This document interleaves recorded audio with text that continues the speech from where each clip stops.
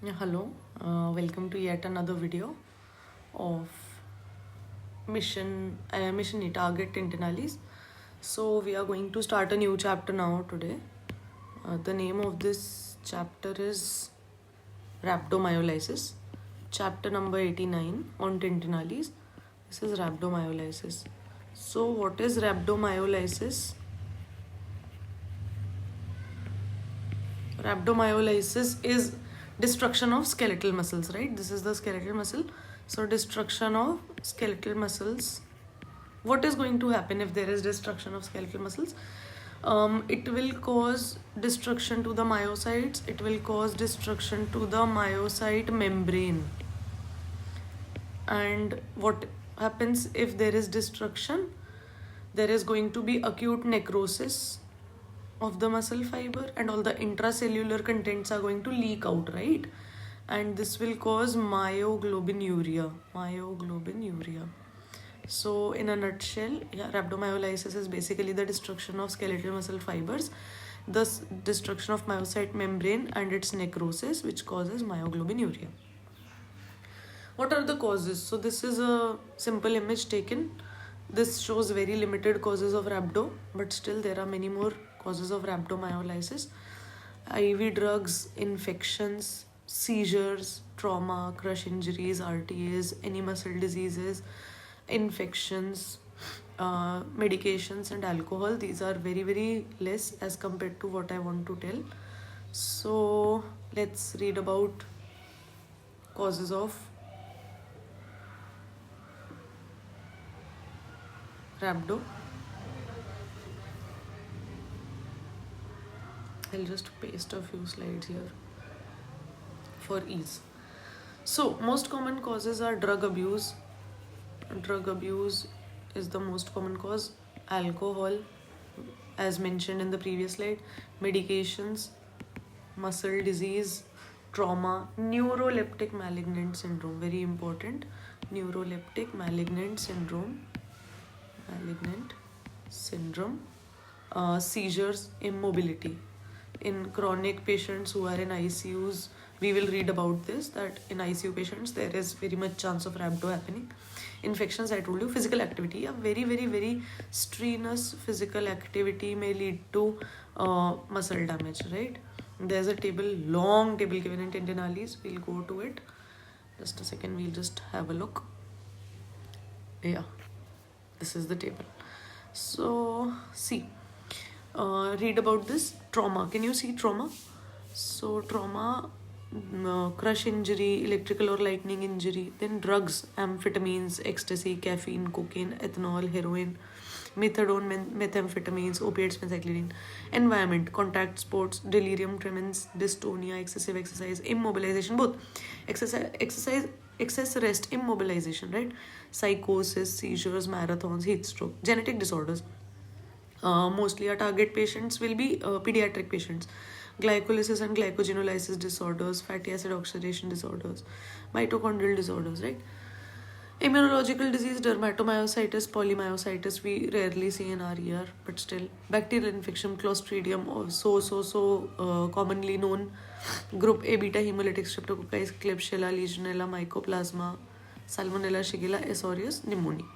Viral infections, influenza A B, HIV, herpes, rota, hepatitis. These 5 we need to know, right? Apart from that, cyclomegalovirus, EBV, etc. Also, ischemic injury, we know compartment syndrome and compressions, obviously, right? Medications, there are some. I do not know what happened. Just a second.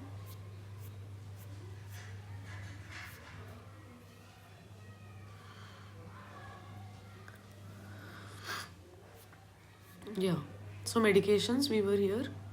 Antipsychotics, barbiturates, benzodiazepines, chemotherapeutic agents, clofibrid, these are statins. Then colchicine, corticosteroids, diphenhydramine, hypnotic sedative, isoniazid, MAO, monoamine oxidase inhibitor, narcotics. So there, the list is endless, right? So what we need to know is what I've already told you. These ones, apart from these, There are few things that are mentioned in Tintinallis. One is children.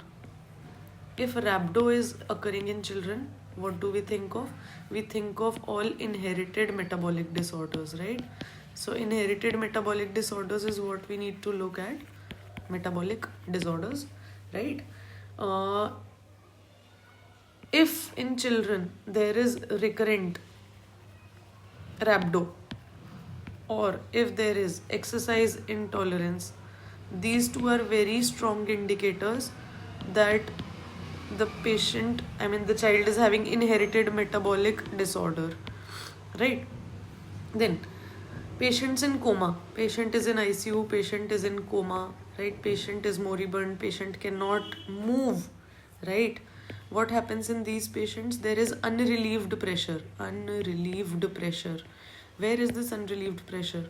The patient is lying supine, right? So in the sacral area, in the back area of back of thighs, right? All these areas are gravity dependent areas. Here unrelieved pressure also leads to rhabdo. This is what we need to know, right?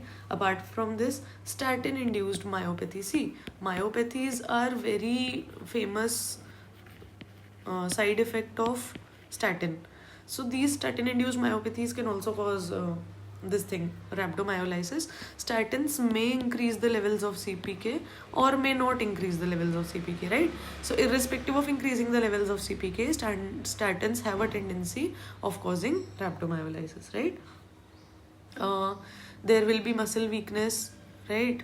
And then what else can happen? This varies with the dose and the type of statin that we are using, right? So we have statins, then we have combinations with other drugs. So if you are taking statin with, let's say, cyclosporin, or with macrolide antibiotic, or warfarin, digoxin,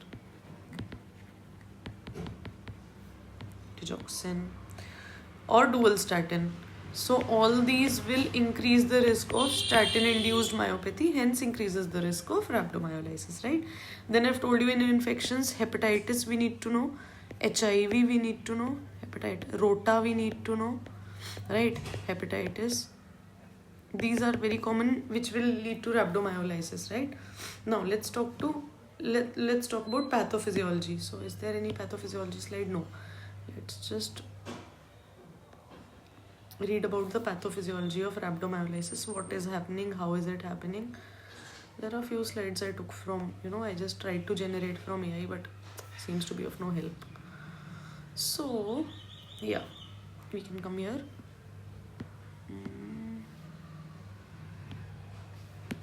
So, pathophysiology, what happens is that whenever there is skeletal muscle damage, what is going to happen? This damage is going to increase myoglobin in blood, creatine kinase, AST, and potassium. Level of all these four will increase in blood. What happens is there is disruption of sodium potassium ATPase channel and calcium channel. So these two channels are going to be disrupted. Because of this, there will be increased calcium in the intracellular area, which is supposed to be in the extracellular area or in the sarcoplasmic reticulum. This calcium increases in the intracellular area, and this causes necrosis of the muscle, right? Now, also this calcium, what is this going to do? This is going to activate phospholipase A2. What does phospholipase A2 does? It increases oxygen radicals. So all the oxidative damage that occurs in the muscles is because of calcium, right? What are the clinical features of rhabdo? See, there is muscle pain and weakness, there will be fatigue, there will be nausea, vomiting, confusion, muscle tenderness, muscle swelling, cola colored urine, which is due to myoglobinuria, elevated CPK levels on lab, electrolyte imbalances. What are the electrolyte imbalances? Potassium is coming out of the cell, so there will be hyperkalemia. Calcium is entering the cell, so there is going to be hypocalcemia, and there's going to be acute kidney injury, which leads to renal failure. So, apart from this, what else can happen? There can be AMS, altered mental status. Why? Because there can be urea-induced NCAF, urea-induced encephalopathy. Do we get this? Then what else? Abdomen pain can be there, nausea, vomiting can be there. All these symptoms can be there. How do we diagnose? How do we diagnose? Rhabdo. See, CPK. CPK is diagnostic. Not diagnostic. Actually, it is sensitive. It is reliable, right? So CPK is actually a reliable tool to diagnose, to be able to understand that whether muscle damage is going on or not. It may correlate, according to Tintinallis, it may correlate with muscle damage, but it does not correlate with level of AKI. Like to what extent kidney injury is occurring, that CPK will not be able to tell, right? More than 5 times, if the levels of CPK is increasing more than 5 times in the absence of heart, cardiac or brain injury, then we must suspect rhabdomyolysis, right?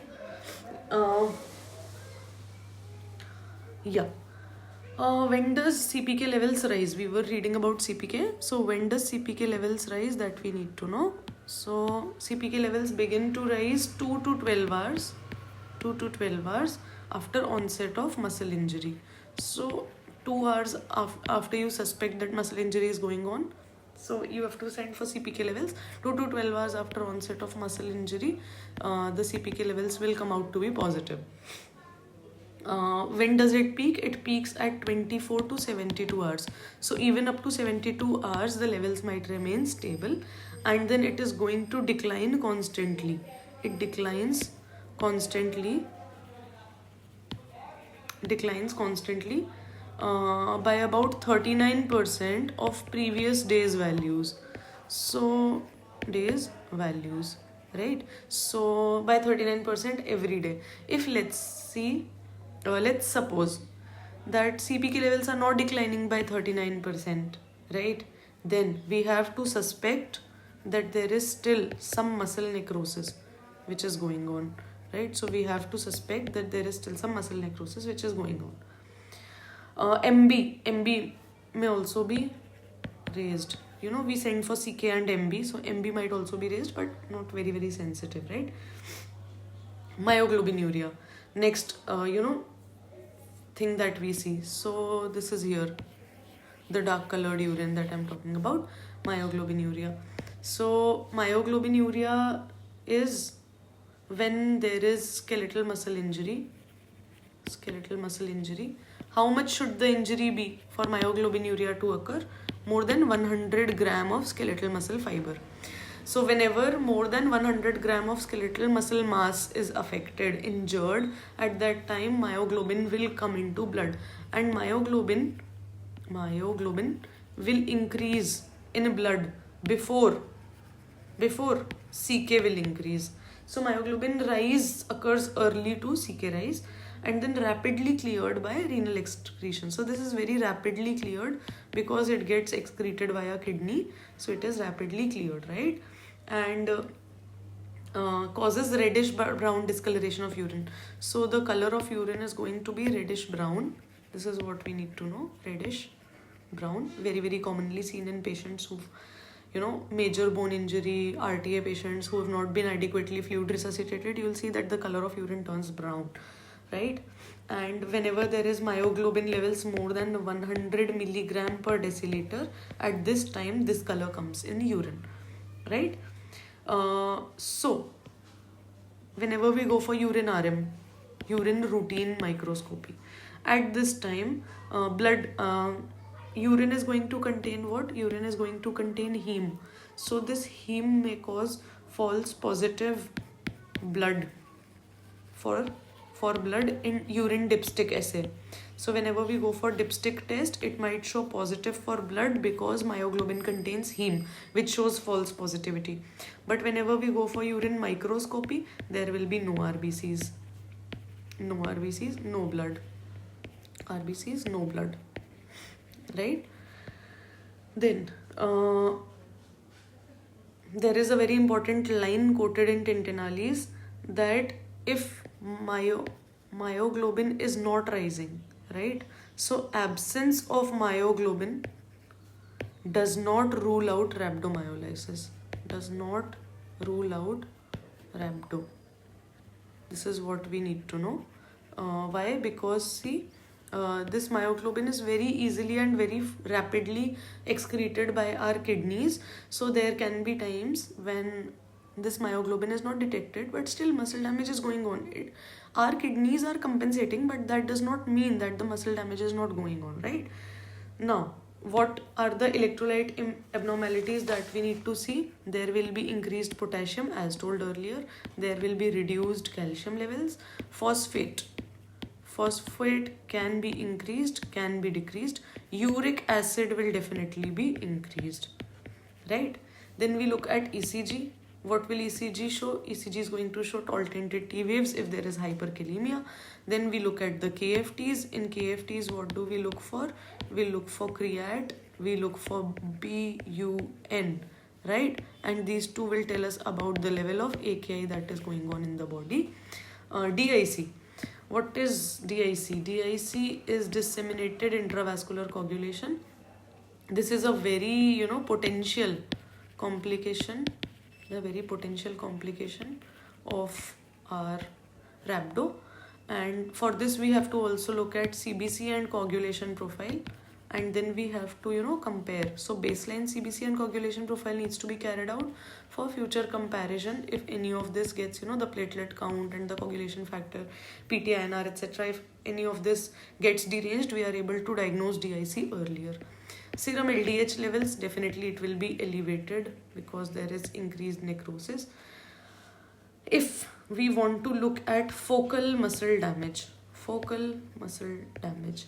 see, if a patient is a known case of RTA, we know that there is a large bone fracture. We know that the muscles over there are getting injured, and that's why rhabdo is occurring. But if a patient is in ICU, not a trauma case, and we are suspecting that there is this focus where, because of which there is muscle damage occurring, then we want to maybe look. And there are no many imaging modalities available for rhabdomyolysis per se, because it is mostly a biochemical diagnosis.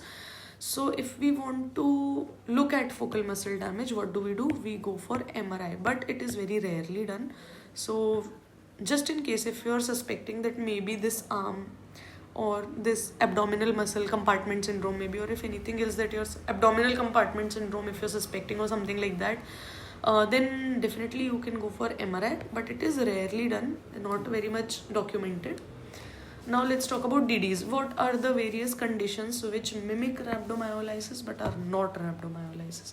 So one of which is acute myopathies.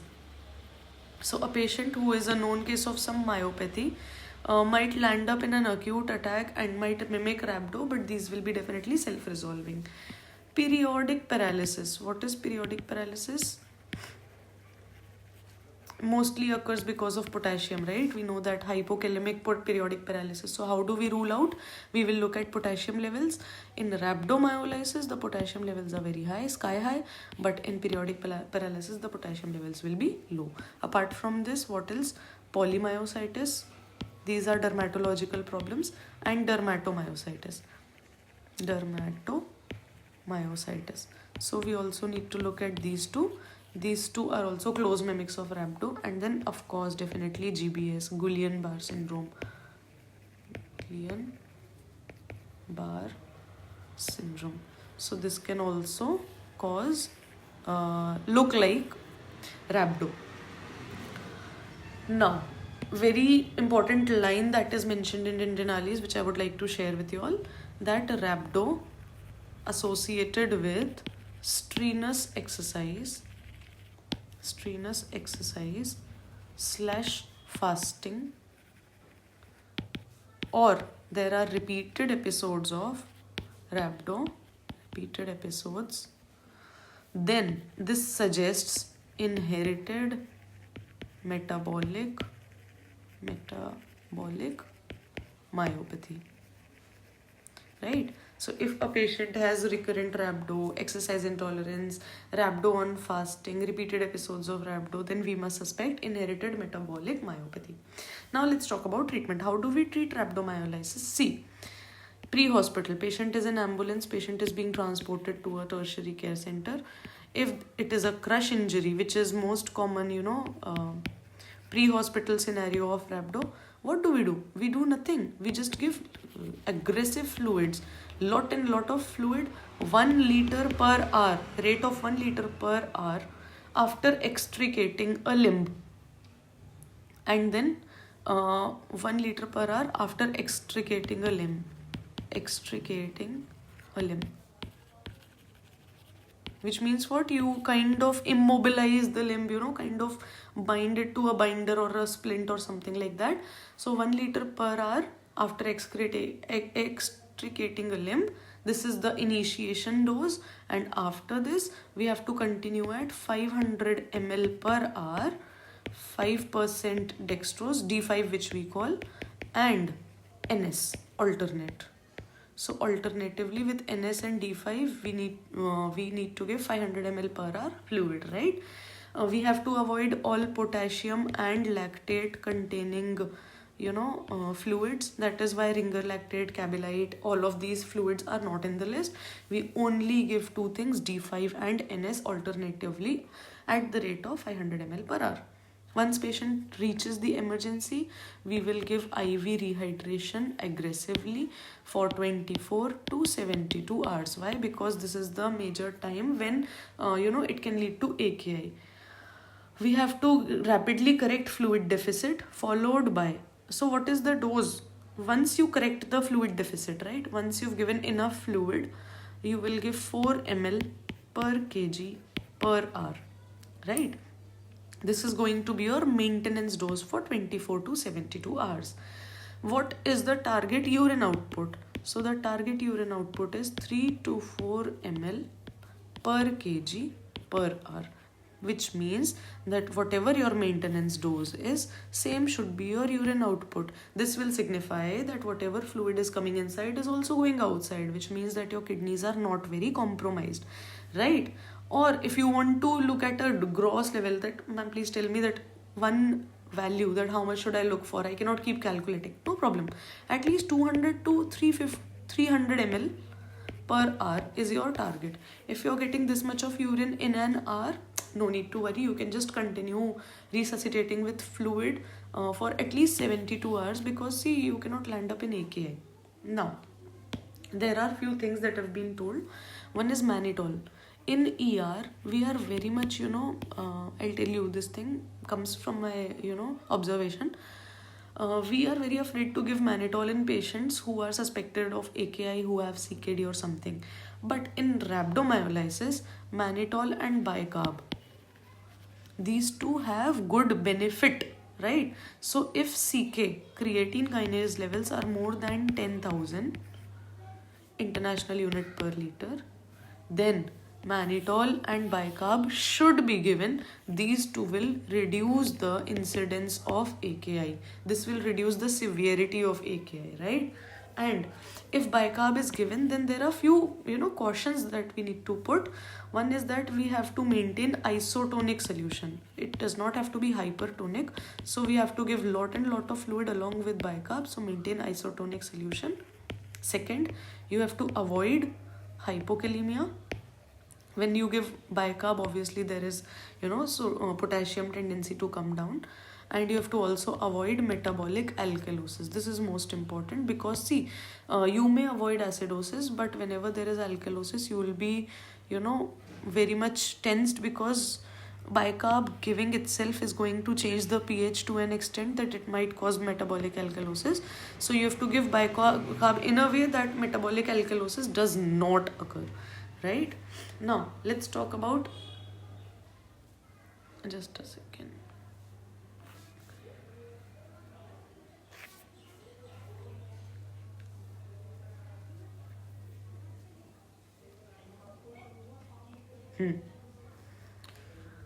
So now let's talk about mannitol.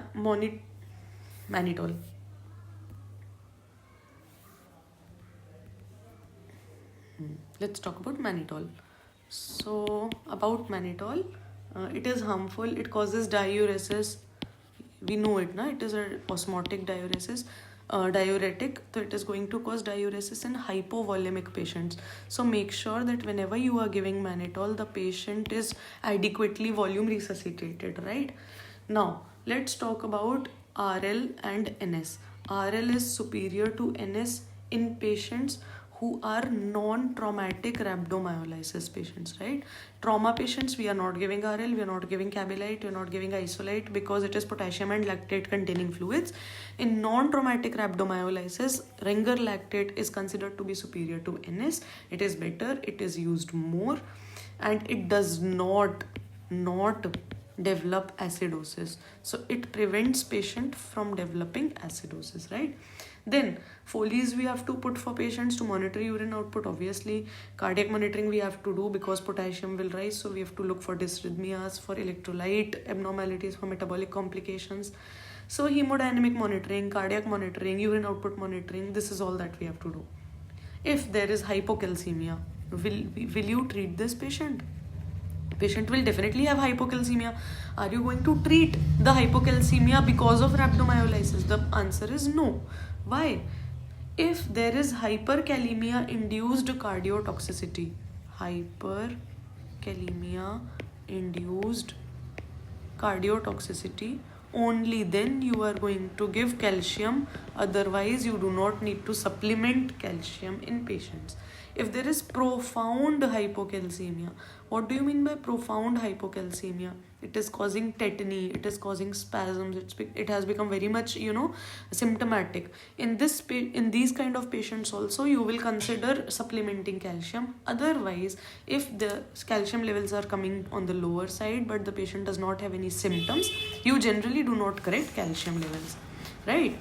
So let's talk about hypercalcemia. See, sometimes what will happen is towards the end of rhabdomyolysis, towards the resolving phase, the calcium, all that had went inside in the muscle fibers, tends to come out in the blood circulation again.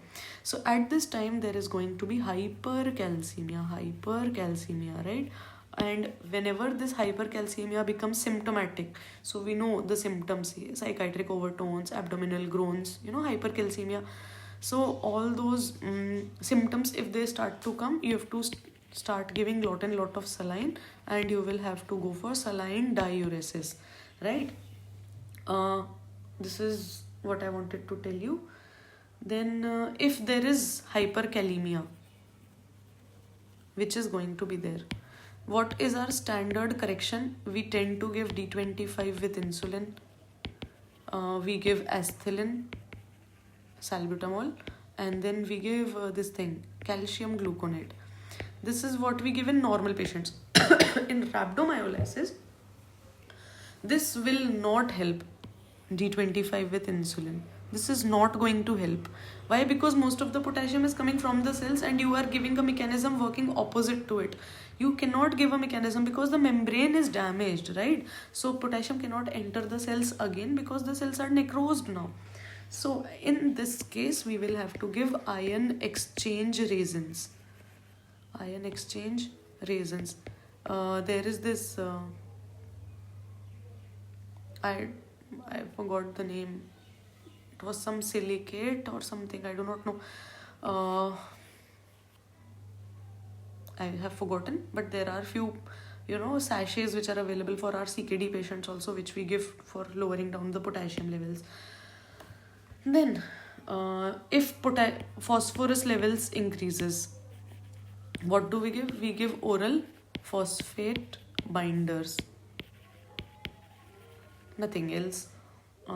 Then, what are the complications of rhabdomyolysis? All of us very easily know. Most dreaded complication is AKI, because the myoglobin is going to sit there and then it will cause kidney injury. Then there can be acid-based derangements.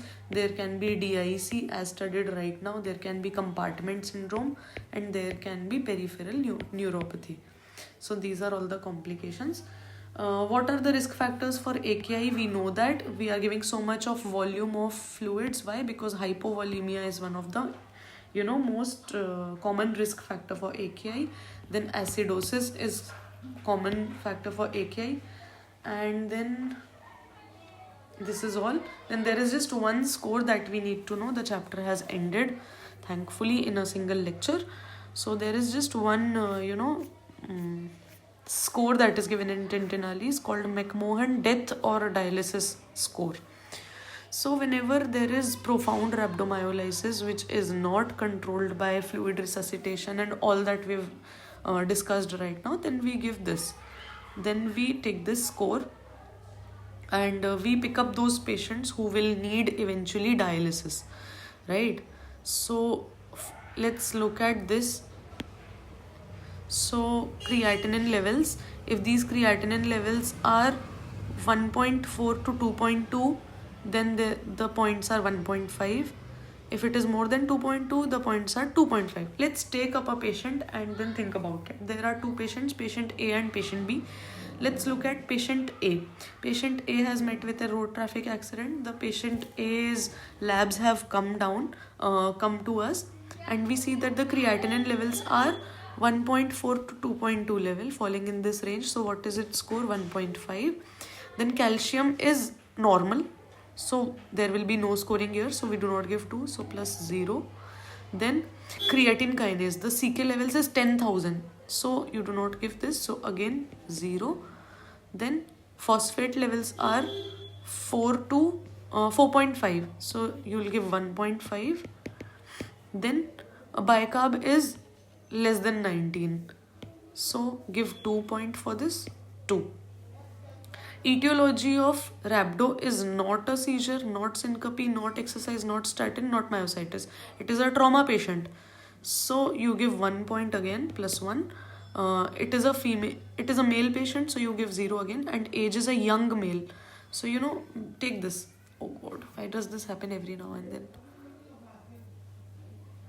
I'm unable to understand.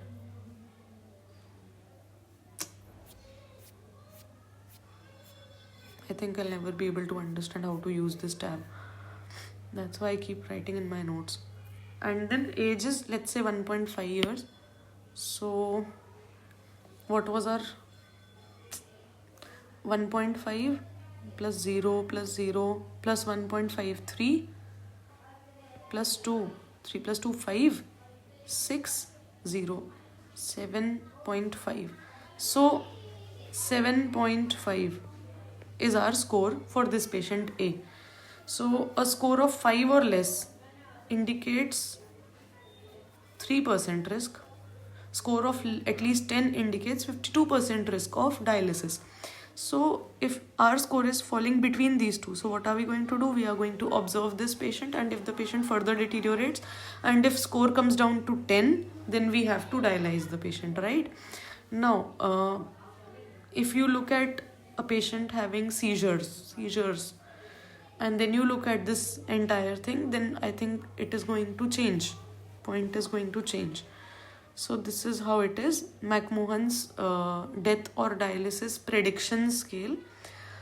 The lesser the score, the better is the outcome, and the higher the score, the higher the patient is towards death. So this is how it is. This is all about this chapter. So it was a very tiny chapter, that's why I've picked it up, so that I could finish it up in a single sitting. So we'll study about other topics in the next chapter. Till then, goodbye. Thank you so much.